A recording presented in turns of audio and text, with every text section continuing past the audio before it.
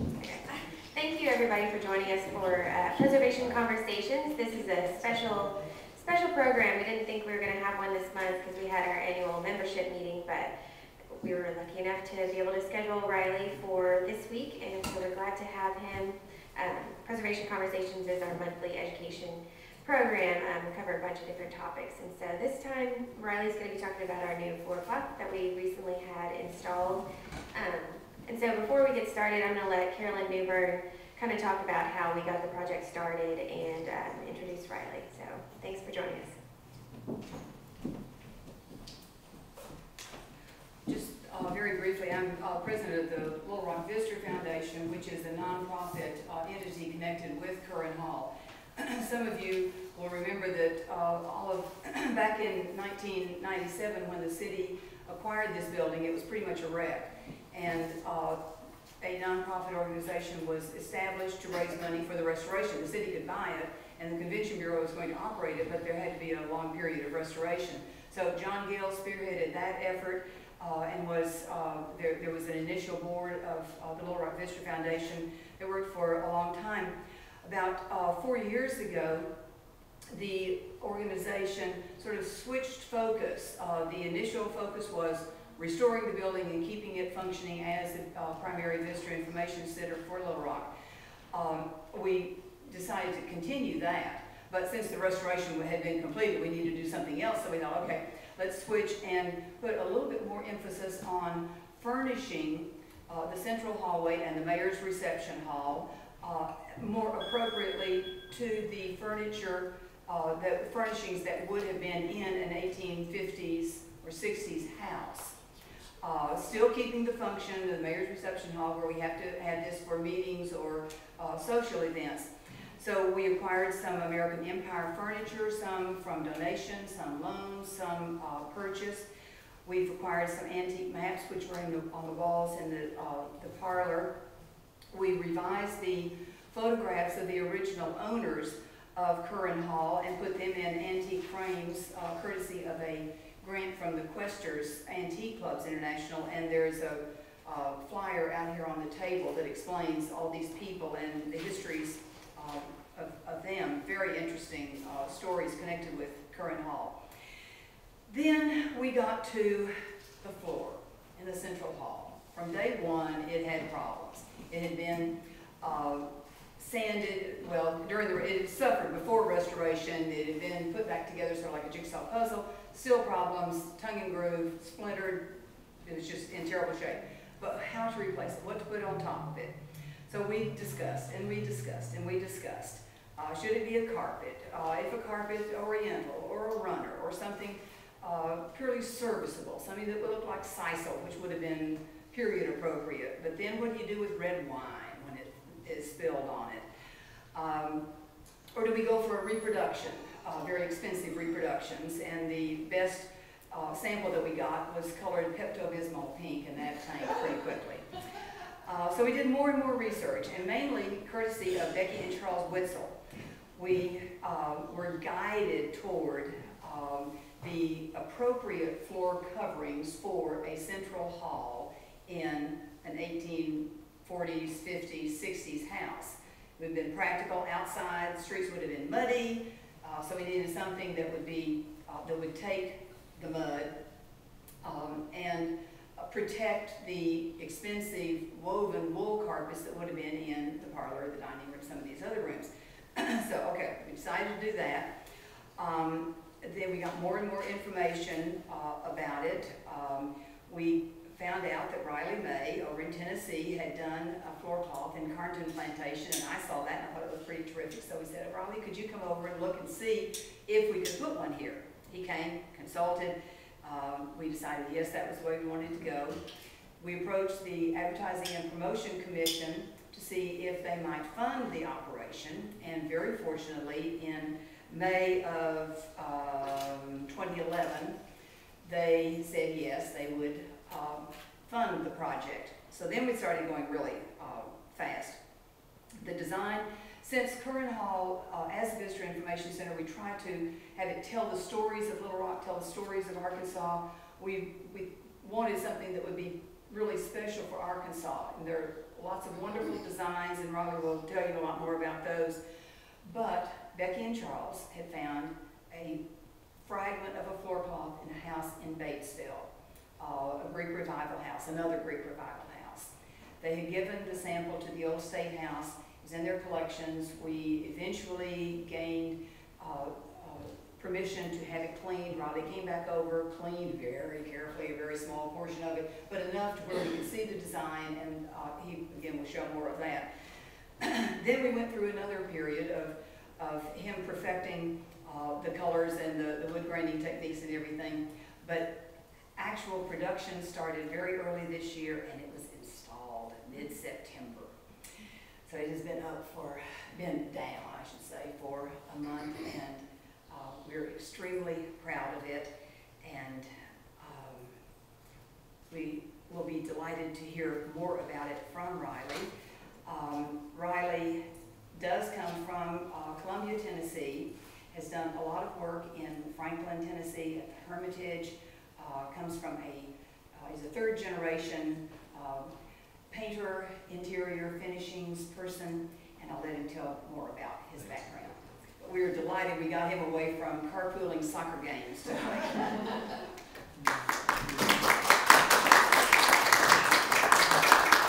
Thank you, Carol. Thank you for having me. Good to see everybody here. I've met quite a few of you, so it's really good to see everybody again. It's like really made some good friends over here. It's happy to be back. I am a third generation, primarily house painting. I have a restoration company that specializes in just paint contracting, marbleizing, wood graining, gilding, floorcloth manufacturing.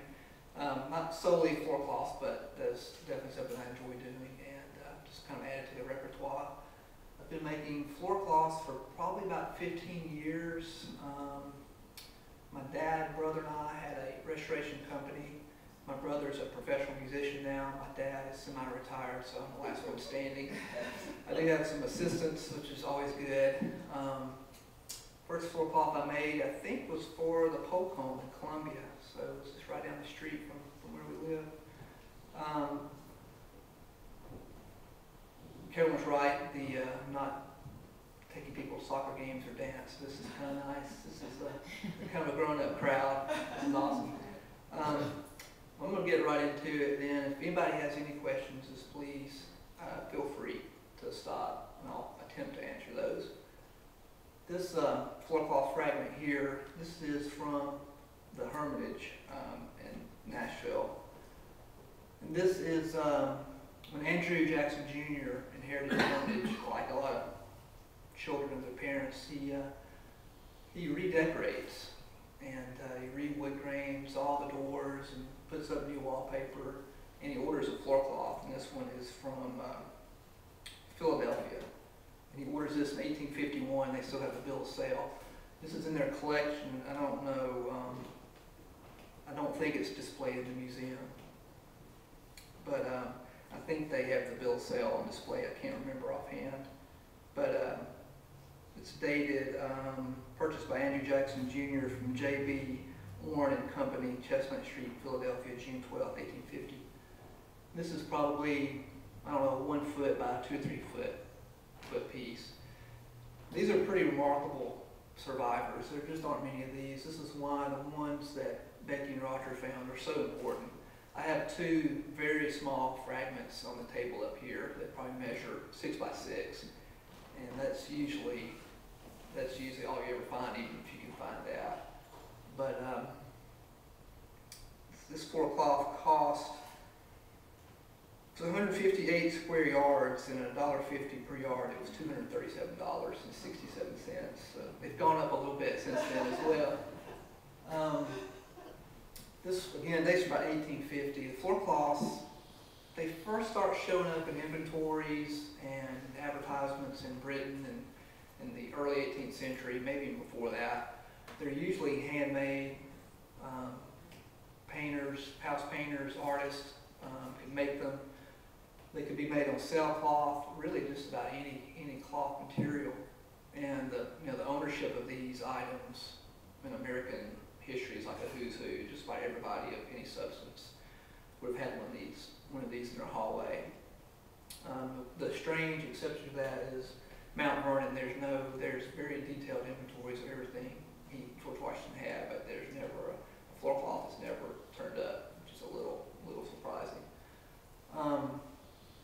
By 1850, these things, the Industrial Revolution is really in full swing, and these things will be made really all over. Britain has quite an industry of these, Scotland, England. They've started developing looms that they could weave really wide cloth, and they could weave 18 to 24 yard heavy cloth to make these on, so they would be seamless. The ones before, most of the 18th century floor cloths are pretty much handmade concerns. They do start using block prints and some other methods to speed up the process, but by 1850, these are really being made in factory situations.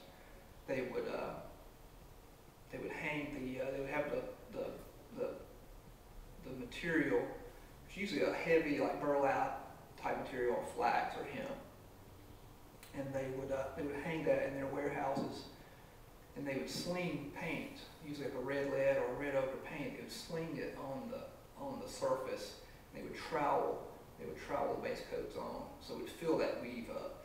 And one interesting thing at Clifton Place in Murray County is a plantation house built by Gideon Pillow by 1840. We found 3 floorcloth fragments, and we had paint analysis done, and every one of them had red ochre as their base coat. And we didn't really know at the time that that's how they were produced, so it kind of makes sense now.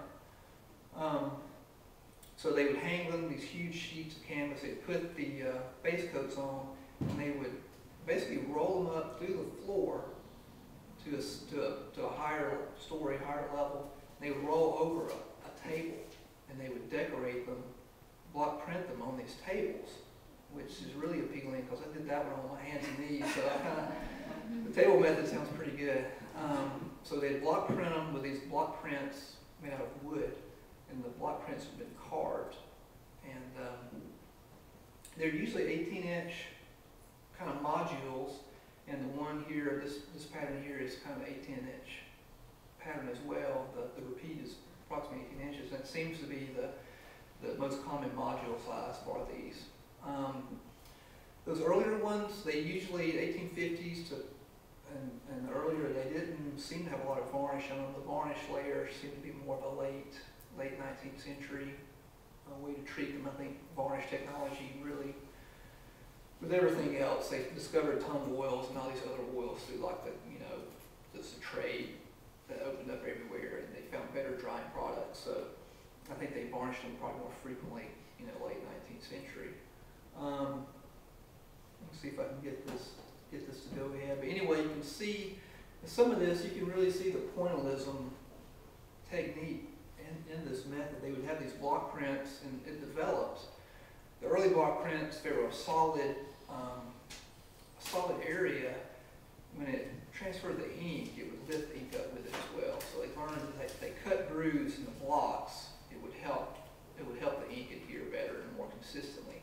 Then they learned that if they cut grooves in the blocks, and then they could chip away, the areas, almost like using negative space. They could chip away the area of the design that they didn't want the paint printed on the pattern. And so if you see some of these, they will have like a pointillism almost look to them. Some of them, the one Becky found at Lakeport, really demonstrated really well, and also demonstrates just how technologically advanced these things have gotten by mid 19th century, 1850s and above. I'm going to read just briefly. This is the book by Nina Fletcher Little called Floor Coverings in New England Before 1850. And she just kind of talks about, some of the patterns, some of the people who painted these things again in the early American history in late 18th, early 19th century. A lot of these were still being hand painted with stencils. Some of them were free-handed. The Johnson and Ray accounts were painters who worked in Boston in the late 18th century, and they have detailed records of their projects and things. Floor painting and floorcloth repainting, or something that they mentioned with some frequency. In 1809, in the Connecticut Current, which is a newspaper, floorcloth painter listed these designs: Egyptian, hieroglyphic, rock, Bengal, Roman pavement, and large octagon patterns. And that's in 1809. And you see a lot of these patterns, the same ones, are pretty popular. Anything that imitated stone or tile is pretty frequently seen. Obviously, carpet patterns were really, really popular. And in another, just kind of another point on the manufacture of these items, Rufus Porter, a lot of you probably heard his name. He was a famous American itinerant painter. He was the first editor and creator of the Scientific American magazine, and he was a total teacher. He was definitely an educator, and he would come up with these pamphlets and other things about how to do just about any kind of process you could imagine, but he also wrote on paint.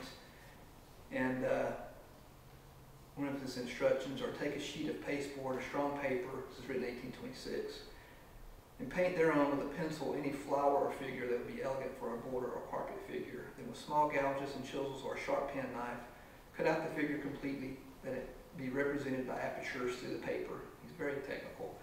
Lay this pattern on the ground and begin to receive the figure, whether a floor or painted cloth, and with a still smooth brush, paint with a quick vibrative motion over the whole figure. So you can see this is practical advice written in 1826 about how to make these items. Does anybody have any questions on just the floorcloth, I guess, manufacturing process? How do they keep them flat? How do they keep them from getting weighty? Yeah, that's a really good question. I've noticed, I've really never had a problem. They just lay down real well, and that's one of the things they mention. Critics or designers in the 19th century recommend them because they do lay so well. They don't slip. The surface can be slippery, but the cloth themselves will not move. It's almost like they just static will hold them down. They also were tacked. Sometimes you'll see them, they've been tacked as well. But moving is really not a concern of them. They hold down real well. In fact, in my shop, I can't move it after I prime it the first couple of times. I can't just take the end of it and tug on it, and I can't move it. I get some air. I can kind of flip it and get air underneath it, and I can move it really easily anywhere. But until I get the air underneath there, it won't move at all. It's a very good practical question. Yes. Where did they get the patterns? Did they have pattern books? Were they copying what was going on in rugs and wallpaper? Yeah, I think they were copying rugs for sure. I mean, this is obviously a copy of looks like a kind of a Wilton copy of an Oriental type carpet. And was this like, is this what the rich man got, or is this like what someone out in the wilderness did to imitate something? Definitely, they were in wealthier households.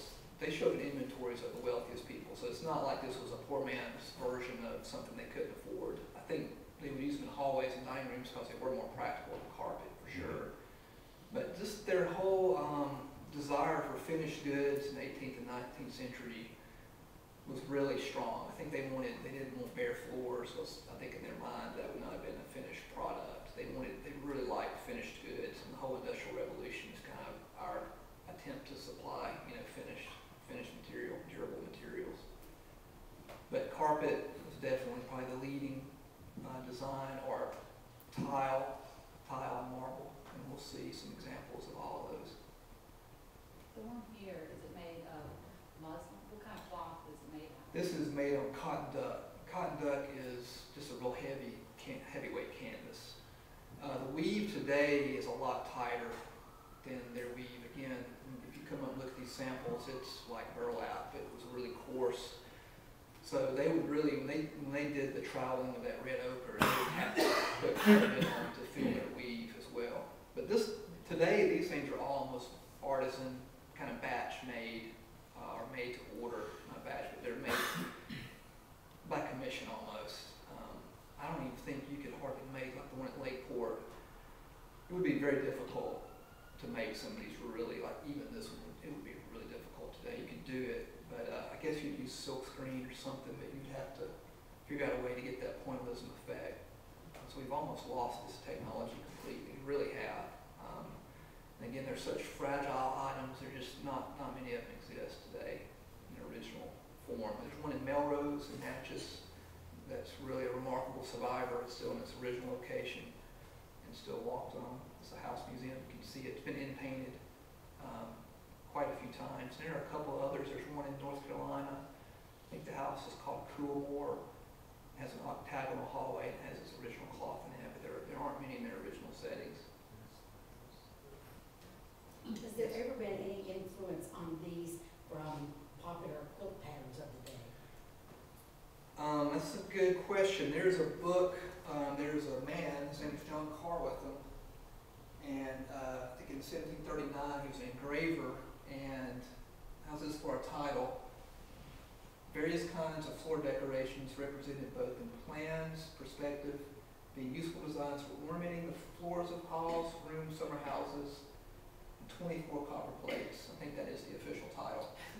But he has patterns in there, and they're all geometric patterns, and some of them do look like quilt patterns. There's a tumbling block pattern, and I don't know if the quilt people were borrowing from the floor people. I think there's a lot of give and take back and forth for sure. Yeah, but he was very influential, and he recommends these patterns specifically for floor cloths or actual marble floors as well.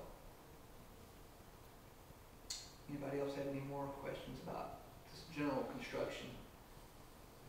All right, I'm going to keep going, see if I can operate this. We've had some, I have this on a slideshow, so normally it would just kind of repeat itself, so I'm going to try to pause it. This is, again, this is usually when you find a floor cloth in an original setting, this is about as good as it gets. This is at the Carter House in Franklin, Tennessee. Carter House was built early 1830s, maybe late 1820s, I don't know that date, just offhand. Carter House was the epicenter of the Battle of Franklin, which was kind of a bloody and savage kind of frontal attack. John Bell Hood marched, I don't know, 15 or 20,000 Confederate soldiers without artillery, kind of a frontal assault and entrenched Federal troops there. So the Carter House is right literally in the middle of this battle, and you go there today, and there's literally, it's the most, I think the farm office is the most battle damaged building left in America. There's bullet holes all in it. Some of the furniture inside still has you can see bullet holes in the furniture. And this was, we're doing some work there, and we moved the thresh plate between the hallway and the parlor, and this floor cloth remnant was found there. And again, you can see that the condition is very poor. But you can see that just how coarse that background material is, and it looks again like maybe octagonal patterns were really, really popular in like a carpet kind of setting or a carpet look. And you can almost make out at least maybe an octagonal pattern. And again, you can see it's like almost the salmon kind of orange color we have here. I don't know.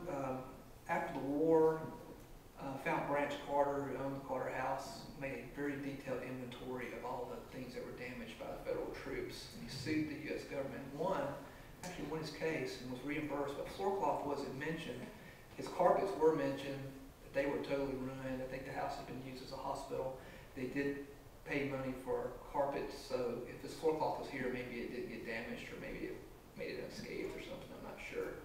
But he even had his picket fence listed as one of the things that was damaged, and that has just been rebuilt.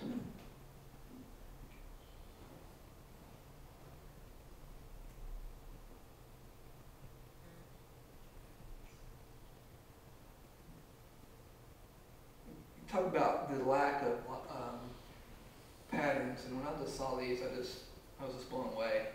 This is the first layer of the patterns that Becky found at the Glenn House in Batesville.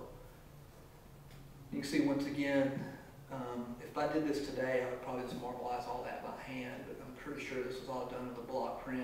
And if you saw the whole pattern, you could probably maybe see a repeat somewhere of this marbleizing even. But you can see this is, I would say these squares are actually probably about 10 inches squares. It's pretty small. You can see again, you can see the weave of the heavy cloth.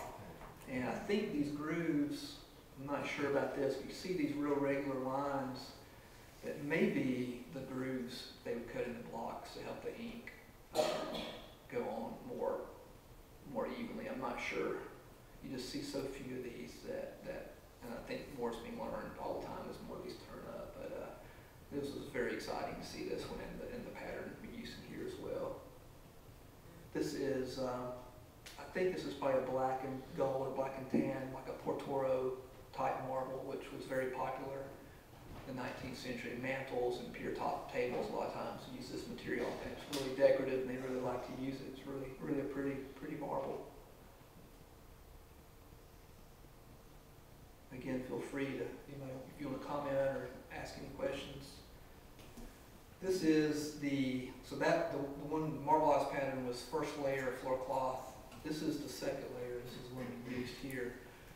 And you can see the cleaning process started. I think we just cleaned the kind of foliate anthemium repeat in the middle, and we cleaned a few of the parquet patterns as well.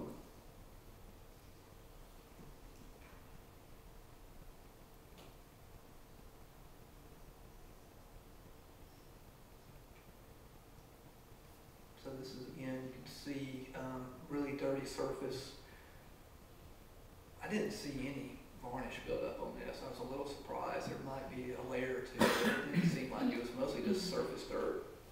It was in a closet under a stairs. Yeah. And that's always the best way to find material like this, is when, people would remodel their homes. They maybe had a closet, or they would do something, they would cover up, existing wallpaper or other decorative, material. And that's usually when you find, wallpaper fragments or gems like this. What did you use to clean it? That might have been Soluvar. I can't remember. We kind of threw everything we had at it. I was surprised. I started cleaning it, I think, with a solvent, because I just assumed it was maybe a varnish that I could remove. But then I think the Soluvar is a cleaning they use in conservation, and can be mixed with water or mineral spirits, so it's really versatile. But I think it's a kind of soap, isn't it, Maggie? It's a type of soap, I guess. And I think it was Soluvar, but I can't remember exactly, because we tried quite a bit, but it was really more like surface dirt than any kind of paint overlay that needed to be removed. This is the foliate pattern again. You can really see the detail of the little clover leaf motif in the middle. You can see how bright that orange, kind of, it's almost a vermilion type color. You see the vibrance of that. 19th century, they really like vibrant colors. I think part of it was because the lighting was so poor then. You can really see the wood grain effect too on the parquet there. And that was one thing, I think this is going to take me right to it. This is Newburn and I. We've cleaned, it's kind of a small area, and Becky, again, lent us her Munsell color standards. Munsell color standards are just that. They're color standards used line preservation. Instead of using individual paint manufacturers' color decks, which change pretty frequently, they like these. I think the U.S. government uses these as well, just for dye industry, textile industry, and other things like that. So these are just standard color decks that we were matching to, and again, these pigments, we didn't have paint analysis performed, but they seem like pretty much organic type stable pigments. I don't think any of these would have turned a lot. If anything, that orange, if that was vermilion, it could have turned, but even it was still pretty vibrant. It might be red lead. I'm not really sure what the pigment component is of that color.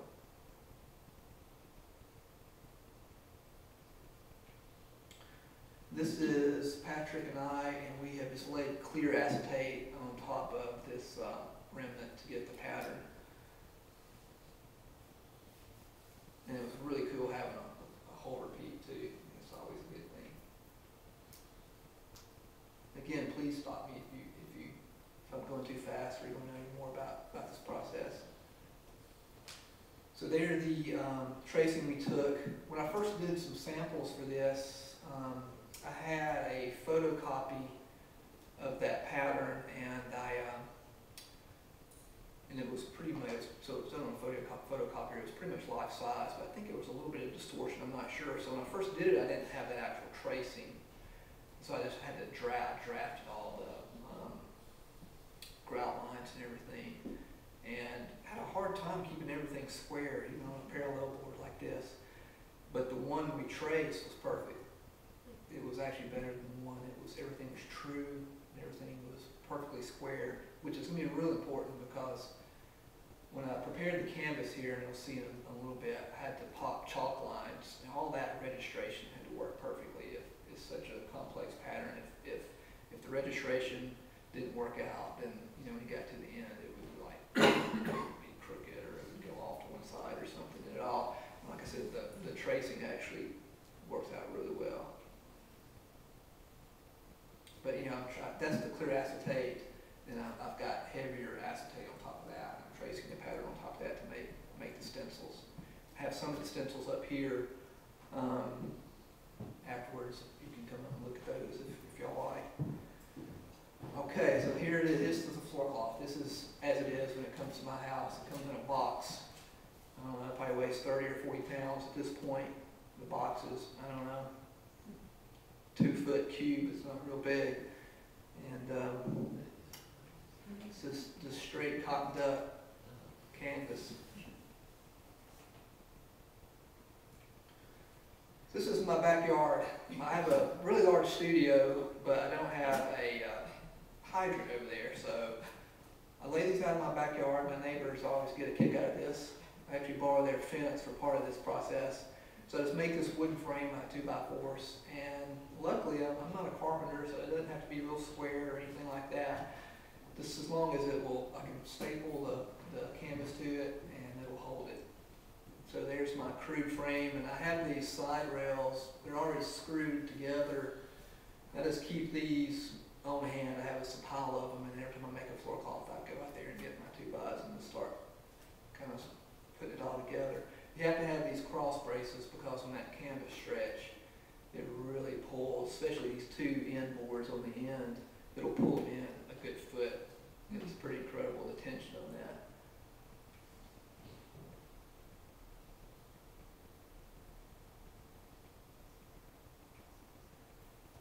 Okay, there it is. You can see all the wrinkles. It looks like fun at this point. First time I did this, I didn't know. There was an article in, I think, Early American Life magazine, like from the early 90s, late 80s, and it said, you can make a Floorcloth. It had all these instructions about what to do and everything, and I just, if I knew what I know then, what I know now, I probably would have started, but I didn't know, so I went in. And first time I saw my canvas like that, I'm like, this is never going to work. But I actually stretched it on the frame, and it really does pull all these wrinkles and things out.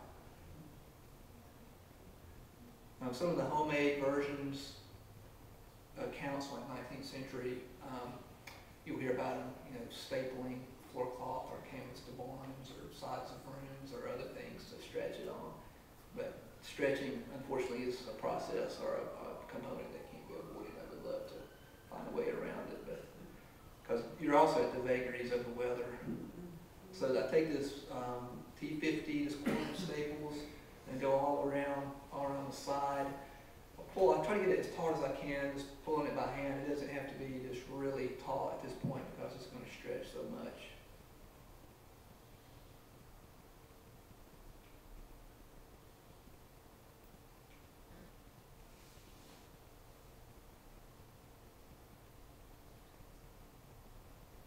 Okay, that's it.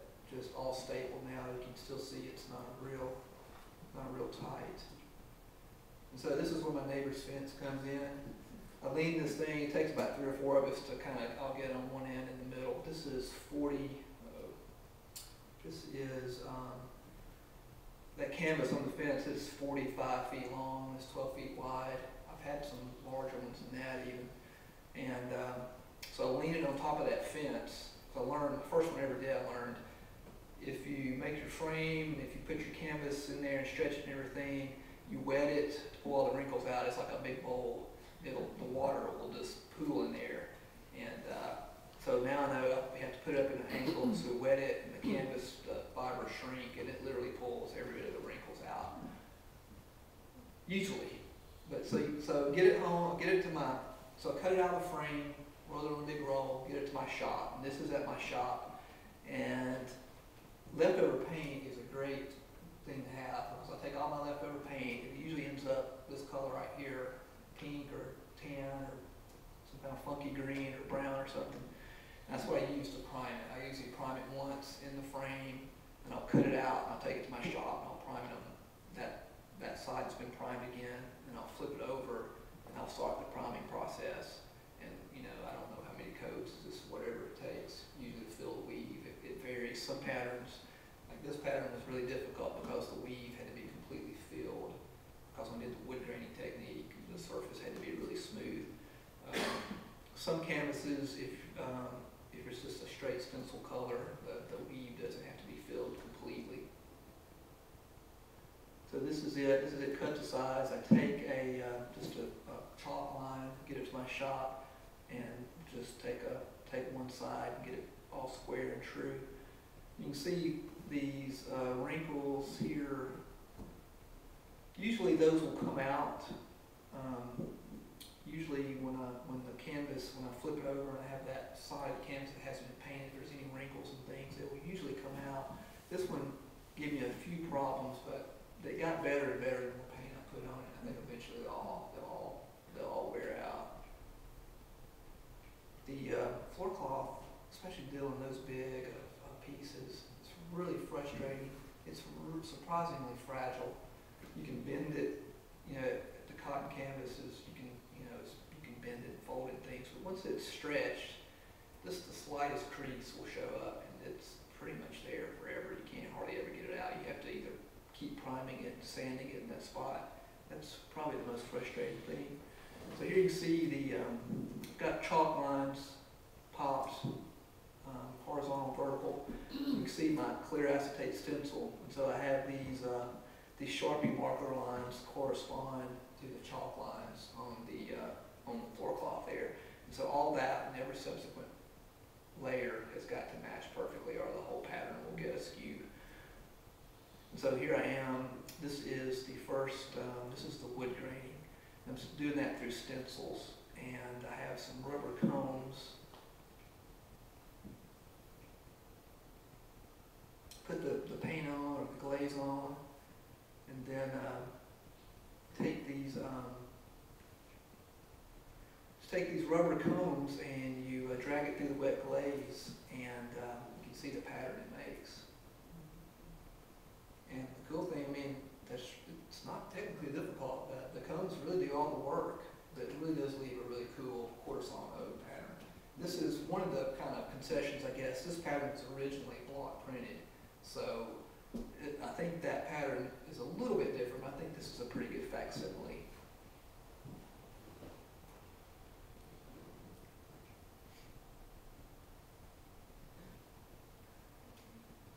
How many different layers of color and glaze go on? The wood graining was just one color. It was just one. I think it's like it's a umber, kind of in the umber family. It's not a raw. I think it's probably about half raw, half burnt umber. But it's a one color process on the glaze. Sometimes wood grainers, and I do this as well.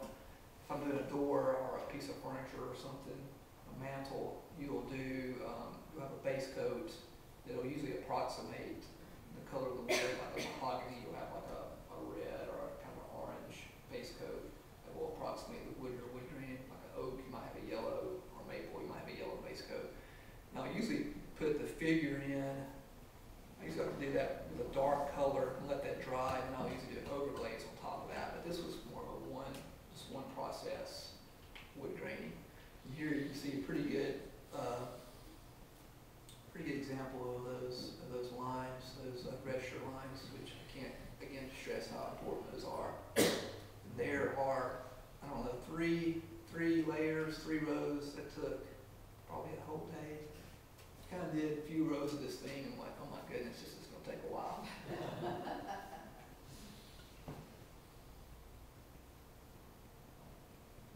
And then there it is, kind of as it's growing.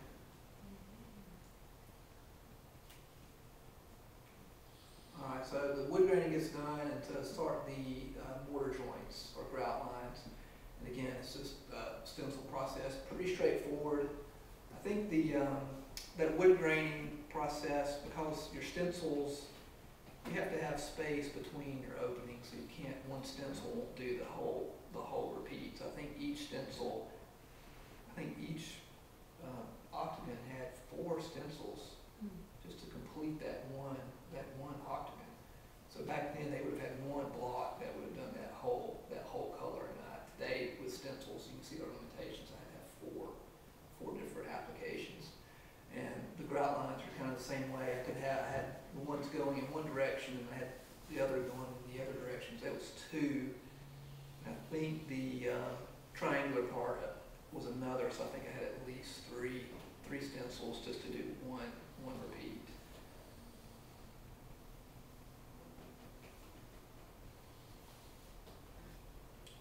I think I did, several of those. I'm like, that's going to take a long time too.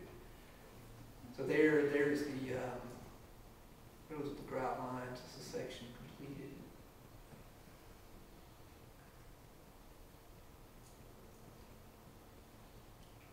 Okay, this is the fun stuff. So that all took a lot longer than I thought it would.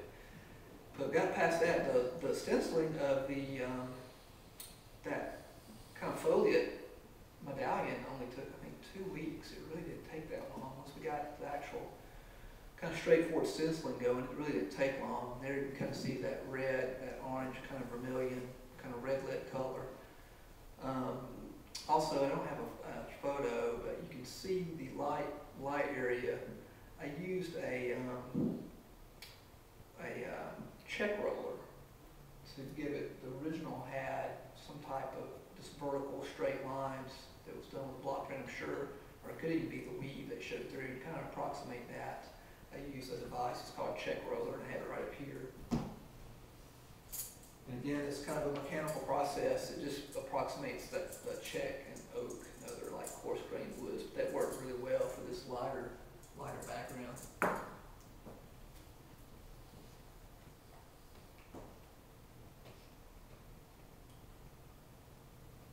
Another thing, stencils, again, their limitation, you kind of have to work backwards. When I did this, there's a dark color first, kind of a dark brown, and then you can see the black outlines. Well, when they did that, they could, their block print would approximate or give you those black outlines of that foliate. But stencils you can't do an outline necessarily, or the whole pattern. You cut that out, the whole pattern falls out. So I had to do a solid black stencil, and then I had to do the red on top of that. And the red stencil was small enough that it kind of left the outline of the black. But since we did that, it took 2 coats to cover. Since it was going over that black, it didn't cover as well, because it's a really deep color. So it didn't cover as well, so it took 2 stencil apps to do that. Again, you don't normally do 2 stencil apps when you stencil, but just because of the limitations of stenciling, it had some a lot of technical things like that to kind of overcome.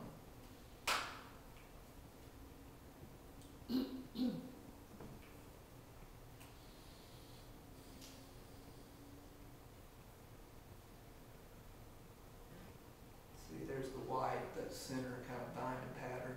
You see the tuna cans work really well for that. That's the completed white. The white is the same white that's on the grout lines. There's the little clover pattern. And it's kind of a really deep, I think that was burnt umber with a little bit of, I think, alizarin crimson.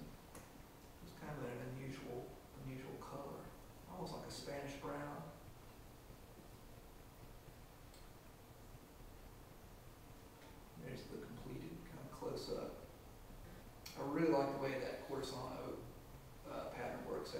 That's me. I think my 7-year-old took that picture. She was really proud when she saw that on the brochure. Her first commission. But that's a sanding pole, and I'm just sanding the varnish between coats there. I've got, I think, 6 coats of oil-based floor polyurethane.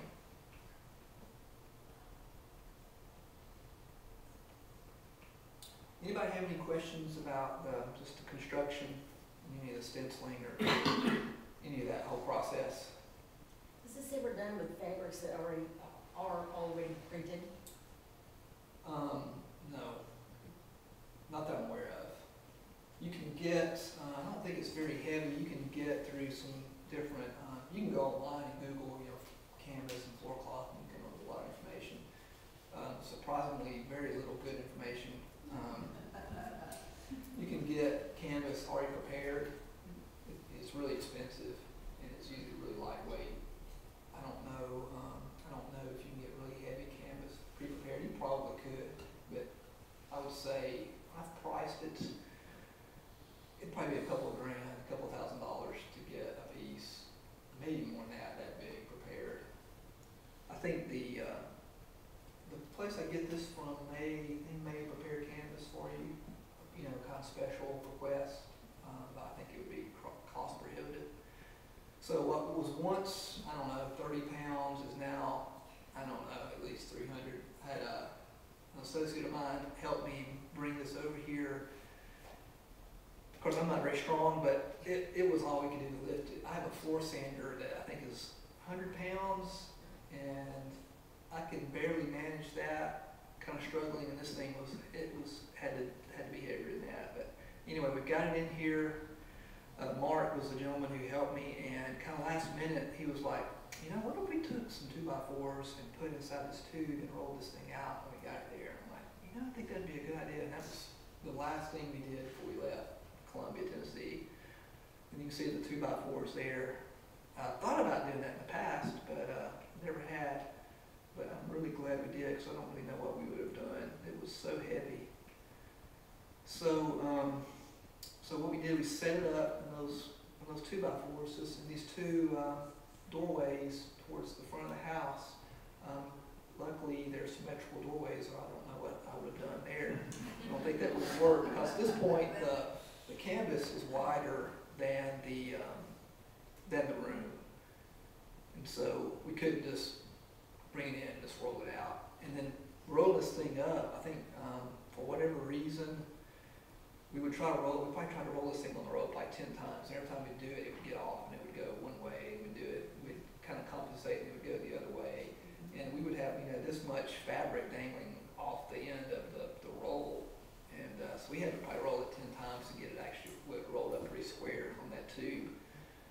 So there we go, we got it in there, and I also put down a piece of canvas that we primed. I think I put a couple coats of primer on that, put that down first just to kind of help with the floor. The floor cloth it lays so well, I think as discussed earlier, you can't really move it well. It lays so well, it'll conform perfectly to whatever floor it's on. And that's probably one of the bigger issues today. These historic houses, the floors, if you can imagine, aren't always the best condition. This one is really not as bad as some I've seen. The one at the Polk Home in Columbia, the floor there was really bad. The one at Carnton wasn't real great either. Most of them have been sanded at some point, but floorboards move, and they have weird humps and all kind of problems. But I think this is the only time I've ever put a pad underneath one. I think it was probably a good idea.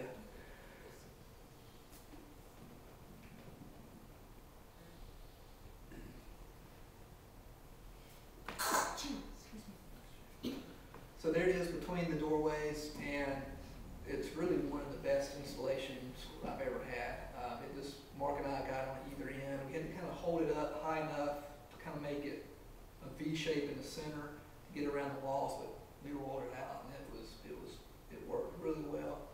Normally, and I came over here and I made a template of the floor, and normally I will make, for these kind of wall-to-wall floor cloths, I'll make a template of the floor, and I'll take and transfer that to the floor cloth in my studio. And I didn't do it here because I really didn't have but about 1.5 inches on either side of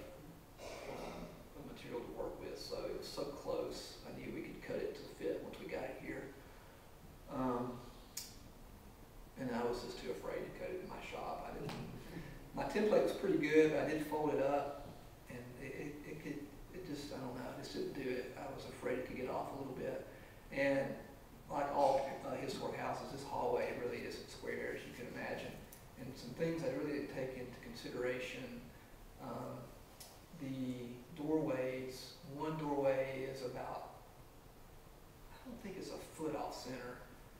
It's maybe 6 inches, and it's not even, it's like 6 inches off on one side, on this side, on the other end it's 6 inches off the opposite side.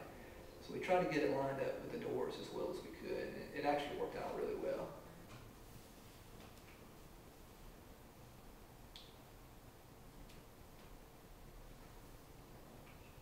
And there it is, that's almost completely rolled out.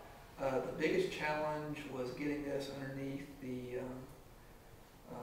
pillars, the pilasters in the hallway. They're, I don't know, they stick out 4 or 5 inches. There's plenty of room underneath there, so we got it all laid out like this. You can see how it kind of wraps up over the baseboard. So we got it all laid down. And we took that whole side over there and folded it back this way, keeping it all good square. Then we had to double fold it back over so we could like push that leading edge in. And I was really worried about it. At one point I thought maybe we might need to remove the pilasters, at least the plinths, but we didn't have to resort to that, and it slid right under. We were really happy. I didn't want to call Carolyn that night at 10 and tell her I was going to be doing some demolition. And so that is it installed. I think that's a photo I took that day. Again, we got here about 5 o'clock on a Saturday, I think it was. And we pretty much by 10 or 11 had it all, pretty much all done. I trimmed, I think, just the 2 ends, and then that Sunday morning we trimmed the sides. One good thing, we didn't really have to trim the side of the pilasters at all. I think I just had to trim this one side over here. These things they're really like wrestling bears to get these into these houses. There's no easy way to do it. I don't really know how they did it in the 19th century. You just kind of have to just manhandle these things in here. But again, this one, it worked out real well as far as the installation goes. This is a photo that Carolyn took, I don't know, not too long ago, I guess, a couple of weeks ago maybe, after the quarter round and everything. It really looks nice when the fresh plates and the quarter round, it just really gives it a nice tidy look. The furniture's put back in. You can really see why they like them. They really enhance furniture. The furniture really shows up well on them, just gives a lot of visual interest and movement. And you can see, the hygienic aspects and the clean aspects of them are pretty apparent too, I think.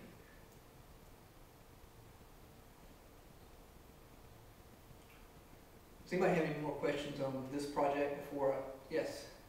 If in an instance where you weren't doing a wall-to-wall installation, what would you do to finish the edges? Not aesthetically, but like practically, like salvage or something? Yeah, that's one, I think like that Early American Life article, they recommended turning it over and sewing, just hemming a sewn edge.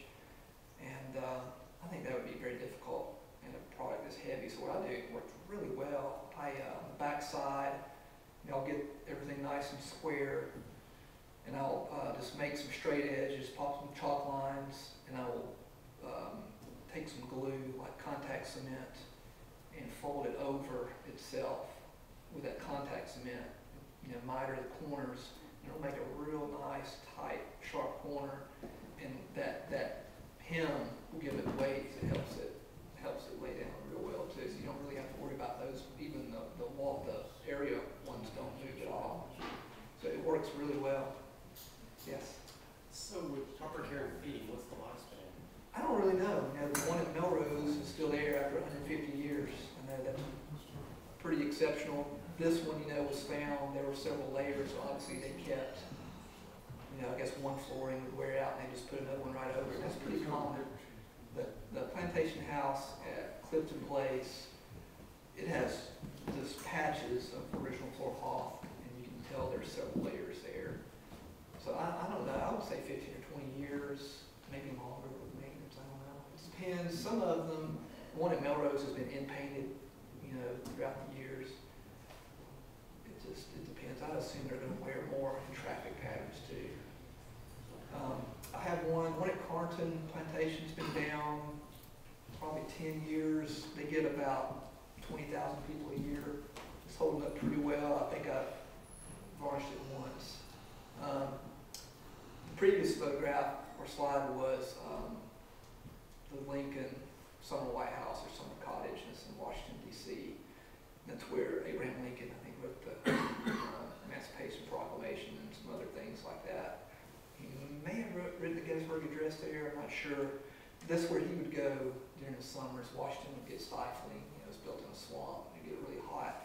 At the time, I think this was 3 miles away from the White House and was kind of on the rise. So he would go to this house and kind of just get away from, you know, all the people, office seekers and all that. He would come here and basically run the country from this property.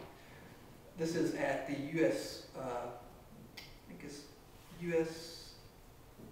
Soldiers Home. I think it's the technical name of this property. It's on the again, it's about 3 miles out of town. This was the first building they built there. I think it was for maybe the pensioners, like from the War of 1812 or something like that. Originally built for them. And he would stay there with them. And it's grown. It's really a large campus now. It's full of, you know, neo-Gothic buildings, and this still being this property is still used to house, you know, veterans today. It's a pretty cool property. But this is the hallway there, and this is an encaustic tile pattern. Encaustic tile was first used, I think, in the 1840s in the United States, in the U.S. Capitol. So Gail Winkler, who's a really well-known interior designer who specializes in historic properties, she kind of recommended this pattern for this space. And this was a very difficult space as well. It was about 40 feet long, about 13 feet wide, but it's broken into these 3 distinct areas. And it was a very difficult installation. Had an entryway right there in front of the staircase, then kind of had a little ante-room off of that, then had that real narrow area behind the staircase, or beside the staircase, then an area behind it. It was a really complicated space. This is the Floorcloth project I did twice. We did the first one, we put it down, and the restoration contractor, there was some kind of definite communication breakdown, and they cut it down the middle and took it up and sanded the floors and put it back down. So we had to make that one again, and it worked great. It was for our benefit. We loved it, but it was like dress rehearsal. The second time worked out even better. So I don't know how that happened, but that one's been down about 3 or 4 years, and I have clients that live pretty close there, and they say it still looks pretty good. This is a national registered property. I think the trust owns this particular house. And I like that. It's called Lincoln Cottage, and it's a huge building. This is at Meeting of the Waters. Meeting of the Waters is a real early house in Williamson County in Middle Tennessee. It's about 1800, and this is octagonal patterns with sienna marble. And this is John Carrutham pattern.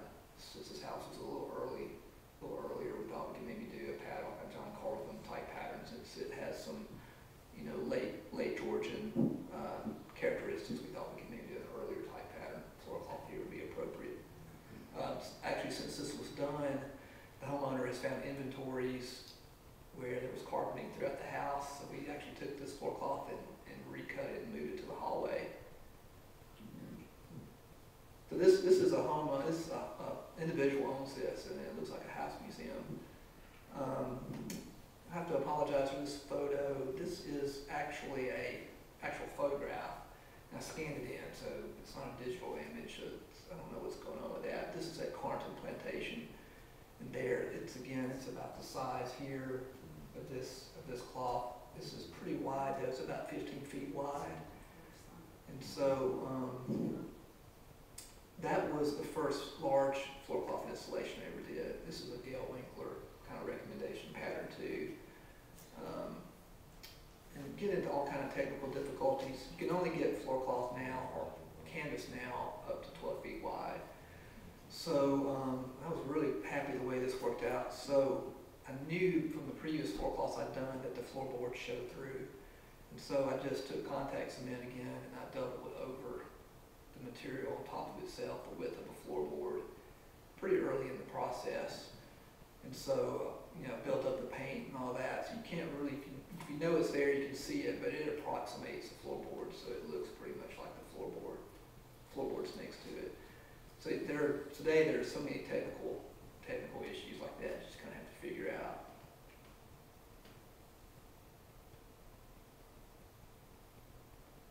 This is the dining room at Carnton Plantation. This is based on a portrait of a house in Baltimore. And again, you can see these octagonal patterns. This has been down probably 8 years. Kind of knowing what I do now about Floorcloth, I'm sure this would have had probably that pointillist effect, or it would have had probably some kind of more dimension to it. This is just pretty much straight, solid color stenciling, but kind of knowing now a little bit more about these, I think that probably would have had something else, kind of background dimension for sure going on there. That room there is about 20 by 20 square, and it has a seam. It's down the middle.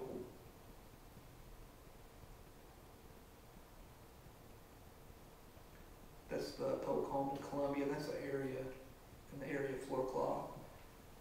I think, that, as I said, that's the first one I've ever done. And it's about 18 feet long. I don't remember the width. I really recommend it. Even then, I kind of knew that most of these houses had wall-to-wall floorcloths. I think earlier houses might have been more prone to having an area, a rug size, or an area type floorcloth. But the decorating committee, they were a little spooked by that, so we did an area-wide floorcloth there.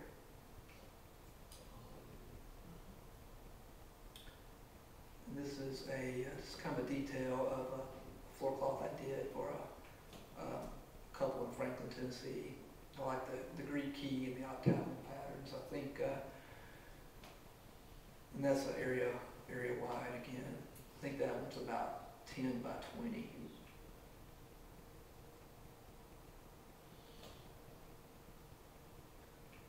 I think this is the last one. This is, again, it's about 10 by 20 area. This is based on a Pompeian mosaic. This is probably my favorite pattern. This is a lot of fun to do. This was technically very difficult to get everything to work out. The wave motif, like on the width, is slightly different than the length, so the pattern will all fit, and the little diamond square shapes are slightly off size too, so it all works out and fits together. But that was a lot of fun to lay out. I really like the kind of meander pattern in the center. This is at the State Bank building in Columbia, Tennessee. It's an late 30s, early 40s bank. It's one of Andrew Jackson decentralized the banks and all that. It was kind of a direct result of that. So it's a Grecian temple form building with a central hallway, and it was the kind of the branch bank in Columbia of the State Bank of Tennessee. And they collect this couple. This is actually their office headquarters. They have about 200 KFC stores, and this is where they run their KFC business out of this great classical building. But they collect classical furniture too, and they have some Pompeian prints and things, so that it kind of worked well in that space. But so that is it. If anybody has any questions, I don't know, I haven't checked the time. I'm sorry, I don't know how far we've gotten, but if anybody has any questions, please feel free. And I've got just a few, like some stencils, some brushes, some kind of tools of the trade. I've got these remnants and some other books too, if you want to know more. I don't have any samples of floorcloths I've done. I was telling Caroline, I usually make these things up on commission, and when I get through with them, I'm almost tired looking at them, so I don't keep remnants of them a lot of times. What's the space out here? That is almost, I think it's 11.8, almost 11.9 by 41 feet 9 inches. Practically 42. We like to say 12 by 42. You say 12 by 42. You're probably built for 12 by 42. Yes? When did floorcloths, when they were new, when did they go out of fashion? How late did we see them in? Well, at some point, floorcloths and linoleum are kind of used at the same time. They're contemporary. Floorcloths are first, and the linoleum industry kind of, again, people are finding, these crazy materials like gutta percha in the rainforest and rubber and all this stuff, and so they're using these other materials to make resilient flooring. I guess they can see the benefit of it for sure. there's a man, I can't remember, in Mobile, Alabama, who develops a flooring like Floorcloth pretty early in the 1830s and was using all these weird ingredients, but it seemed to be successful. But I think linoleum eventually supersedes Floorcloth. It definitely has a different aspect. Floorcloth is paint. Linoleum, the color goes all the way through. It does have I think it has a flax backing, or it used to initially as well, but it's not a painted pattern. It's some type of other process, and the color goes all the way through. So I think, you know, if it got chipped or something, it wouldn't be like paint chipping. But some critics recommend Floorcloth well into the 19th or early 20th century. They like the way it looks. It definitely has there's some difference to it. We don't see enough of either one of them now to notice those subtleties, but there's a difference to it they comment on, they really like. But probably by 1900, I'd say Floorcloth or oilcloth was well on its way out. And it's used in some other kind of hangs on like a vestigial kind of way. They're using like kitchen mats, like in the 20s or 30s, I think are still oilcloth. And you hear oilcloth tabletops and things, which I think is similar, but I think it's a lot thinner material. But I think probably the death knell for Floorcloth was like the arts and crafts movement, where, you know, it's that whole movement towards legitimate materials or honesty in materials. I think that whole look kind of changed, especially after colonial revival period too, where they're going to hardwood floors and white area rugs. I think it was those aesthetic changes. I'm sure there's a point where those things are seen as old-fashioned. You know, nobody wants one. I have two questions. Okay. Did you make this by yourself, and how much time did it take? And also, I wanted to ask you if there are any similarities between this and how oilcloth is made, if you know about oilcloth. I don't know. I mean, again, I think you can still buy oilcloth. Oh, yeah. And I don't know. I don't know a lot about it. I should. That took, they usually take a 2-month period, generally. And you did it by yourself? Yeah, I did that one. I had some help on some of these others. I had a couple of guys that worked for me. I think I did that one all by myself. I was actually doing one that's 10 by 20 seems even small. After you do a couple of these big ones, they seem like not too big of a deal. Any other questions? Take 2 months. No, this one took a lot longer. This was definitely a learning experience, but Carolyn and the board and everybody was great and patient, and thank you again for that. And I learned a lot, and but it was definitely worth it. So thank y'all again. This is, the project is not completely over yet. You probably noticed we have some wonderful masking tape here. We have fresh plates that have to go in. It wouldn't have, we could have left it with just a very small fresh plate coming into this wooden floor, but then on the other side we've got carpet, and there's plywood under the carpet over there, so that's always going to be carpet. So what do? Well, fresh plates, very wide fresh plates. We managed to find some aged cypress brought up from the bayous in Louisiana, and some guy up in Northwest Arkansas has these, so I brought a whole bunch of boards down here, and Bob and Larry Fluharty have created fresh plates. You can see this started out as 1 inch thick, and he's planed it down and beveled it down. Had to put a couple of boards together to make it wide enough and long enough. Eventually he'll undercut the door jamb, and this will slide under and completely cover from the floor cloth on that side in here. The coloring of the wood was not it didn't match the cypress here, so Becky Witzel now has the next step of the process of taking these pieces of wood and shellacking them, which she's already done, and this one is shellac. And then Bob will put them in here, and she will be on her hands and knees trying to put various, is it glazes, color on these pieces of wood so that they will look more like this. This one is definitely grayish, and it will go on the other side. The two that look a little bit better that will go on this side are still in our studio working. So you'll have to come back a month from now and see the next step of the process. Any other questions? Thank you so much for